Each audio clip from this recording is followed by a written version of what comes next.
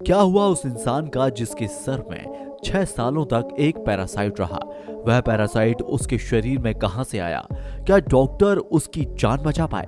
दोस्तों, आज हम आपको बताएंगे एक ऐसी खतरनाक पैरासाइट के बारे में जो एक आदमी की बॉडी के अंदर घुस जाता है और आदमी को उसके बारे में पता ही नहीं चलता। दिन गुजरते गए, महीने गुजरते गए, साल गुजर गए और 6 साल के बाद क्या हुआ उस आदमी के साथ? हमारा दावा है कि वीडियो पूरा देखने के बाद आपके रोंगटे खड़े हो जाएंगे। दोस्तों, यह जो घटना है यह जिस बंदे के साथ हुई उसका नाम है जॉन। जॉन अपनी फैमिली के साथ में अच्छी खासी लाइफ व्यतीत कर रहे थे, लेकिन एक दिन की बात है कि जब वह अपनी फैमिली के साथ में गार्डन में टाइम स्पेंड कर रहे थे तो अचानक उन्हें चक्कर आया और बेहोश होकर गिर पड़े। लेकिन थोड़ी देर के बाद ही जॉन को होश आ गया और वह एकदम नॉर्मल हो गए और उन्होंने इस बात को नजरअंदाज कर दिया। लेकिन यहाँ पर मार्क करने वाली एक बात यह है कि कुछ दिन पहले ही जॉन को इस तरह का चक्कर आ चुका था। जॉन और उनकी वाइफ ने सोचा कि शायद वर्कलोड ज्यादा हो रहा है, इसलिए बॉडी प्रॉब्लम है और यह कोई सीरियस बात नहीं। उन्होंने इस बात को सीरियसली नहीं लिया और नजरअंदाज करके अपनी रेगुलर लाइफ में बिजी हो गए। लेकिन उसके कुछ ही समय के बाद जॉन को फिर से वैसा ही चक्कर आया, लेकिन अब की बार जॉन को चक्कर आने के बाद पहले से कई गुना ज्यादा परेशानियों का सामना करना पड़ा। अब की बार तो उसके लिए बैलेंस बनाना भी मुश्किल हो गया और वह चक्कर खाकर जमीन पर गिर गया और बेहोश हो गया। और पहली बार की तुलना में वह कहीं ज्यादा देर बेहोश रहा और जब उसे होश आया तो उसने बताया कि उसकी अपनी बॉडी के ऊपर से कंट्रोल पूरी तरह से खत्म हो जाता है और उसका दिमाग काम करना बंद कर देता है। जब उन लोगों को यह लगने लगा था कि कुछ ना कुछ प्रॉब्लम तो है, नहीं तो ऐसे सिम्टम्स नजर क्यों आते, अगले दिन से ही जॉन को फिर अब नॉर्मल लगने लगा। उन्हें ऐसा लगने लगा जैसे बॉडी में कुछ ना कुछ अब नॉर्मल तो है।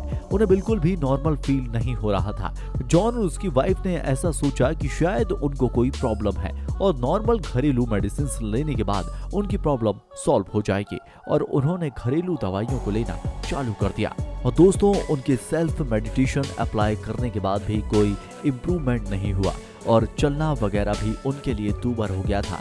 जॉन की वाइफ ने इस प्रॉब्लम को अब सीरियसली लिया और उन्होंने जॉन को ले जाकर एक लोकल हॉस्पिटल में दिखाया। लोकल हॉस्पिटल में चेकअप करने के बाद डॉक्टरों ने कहा कि यह प्रॉब्लम ईयर इन्फेक्शन के कारण हो रही है और डॉक्टर ने उन्हें मेडिसिन भी दी। डॉक्टर के द्वारा दी गई मेडिसिन को कुछ दिन खाने के बाद भी जॉन को अपने ऊपर कोई इम्प्रूवमेंट समझ नहीं आया। इसलिए जॉन की वाइफ ने फैसला कर लिया कि उन्हें ले जाकर किसी अच्छे डॉक्टर को दिखाना है, क्योंकि प्रॉब्लम अब सीरियस हो चली थी। दोस्तों, जॉन की वाइफ उनको लेकर एक प्राइवेट हॉस्पिटल में एक अच्छे डॉक्टर के पास गई। डॉक्टर ने जब उनके पूरे केस को सुना और समझा तो डॉक्टर ने इसे एक न्यूरो केस बताया और उन्होंने उसे न्यूरोलॉजिकल चेकअप के लिए रेफर कर दिया।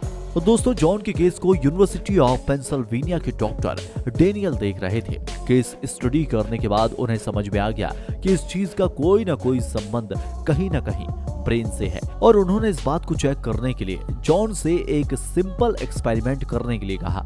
उन्होंने जॉन से कहा कि तुम पहले अपनी नोज को टच करो और उसके बाद तुमको मेरे हाथ को टच करना है। दोस्तों, यह एक नॉर्मल पर्सन के लिए भी काफी सिंपल वर्क है और वह भी काफी इजीली इसे कर सकता है, लेकिन जॉन के लिए यह एक ऐसा एक्सपेरिमेंट था जो काफी इंपॉर्टेंट था और जॉन इस एक्सपेरिमेंट को 100% नहीं कर पाया। वह अपनी नोज को टच तो कर सका, लेकिन डॉक्टर का हाथ टच करने से पहले ही उसके हाथ कांपने लगे और वह असफल हो गए। टेस्ट का यह रिजल्ट डॉक्टर डेनियल को क्लियर बता चुका था कि जॉन को कोई ना कोई न्यूरोलॉजिकल प्रॉब्लम है, तो उसको और डॉक्टर ने उसके ब्रेन का सीटी स्कैन करने के लिए कहा। जॉन इस एक्सपेरिमेंट को नहीं कर पाए तो डॉक्टर समझ गए कि इनके ब्रेन के सेरेबेलम नामक हिस्से में, तो दोस्तों यह सर के पीछे की तरफ होता है और ब्रेन की एक्टिविटीज को कंट्रोल करता है। अगर आपने नाना पाटेकर की एक मूवी क्रांतिवीर देखी होगी तो उसमें नाना पाटेकर बोलते हैं कि इधर छोटा मगज होता है, यह वही छोटा मगज है। दोस्तों, वही आदतें हैं सारी। दादाजी, इधर कभी नहीं मानना चाहिए। मालूम है, यहाँ पर छोटा मगज होता है, छोटा दिमाग, जिस पर चोट लगने से आदमी मर जाता है, जो कि काफी इंपॉर्टेंट होता है। सेरेबेलम ह्यूमन बॉडी में ना सिर्फ मसल मूवमेंट को प्रॉपरली कंट्रोल करता है, बल्कि इसके अलावा वह और भी कई एक्टिविटीज में काम करता है। दोस्तों, इसका मतलब यह है कि अगर कोई बंदा प्रॉपरली चल पा रहा है या फिर दौड़ पा रहा है या फिर एक सिंपल काम भी कर पा रहा है तो उसका अपना सेरेबेलम फिट एंड फाइन काम कर रहा है। लेकिन जॉन के साथ यह नहीं था, इसलिए डॉक्टर ने सीटी स्कैन करने के लिए कहा था और जब जॉन का सीटी स्कैन किया गया तो उससे रिपोर्ट सामने आई तो डॉक्टर ने देखा कि उनके सिर के पीछे वाले हिस्से में सेरेबेलम के पास में एक अखरोट जितने साइज का एक अननोन पार्ट है। डॉक्टर डेनियल ने ऐसा केस पहले कभी नहीं देखा था और अब उसके बारे में जानकारी निकालने के लिए डॉक्टर ने एक छोटा ऑपरेशन करके उस बॉडी पार्ट की स्टडी की और उस बॉडी पार्ट की स्टडी करने के बाद में जो सच डॉक्टर को पता चला उससे उनके रोंगटे खड़े हो गए। जॉन के उस बॉडी पार्ट के प्रॉपर स्टडी करने के बाद में जो रिपोर्ट सामने आई उसमें लिखा हुआ था कि आप जिसे ब्रेन का एक ट्यूमर समझ रहे हैं डॉक्टर, यह वैसा भी नहीं है, यह तो एक पैरासाइट है जिसने वहां पर अपनी पूरी कॉलोनी बना रखी हुई है और इसे वहां पर काफी लंबा समय हो गया है। शायद दोस्तों परजीवी ऐसे जीव होते हैं जो दूसरे जीवों के ऊपर अपना जीवन व्यतीत करते हैं या दूसरे जीवों जैसे जानवरों या फिर इंसान या फिर किसी पेड़ पौधों में रहना शुरू कर देते हैं और उन्हें नुकसान पहुंचाते हैं।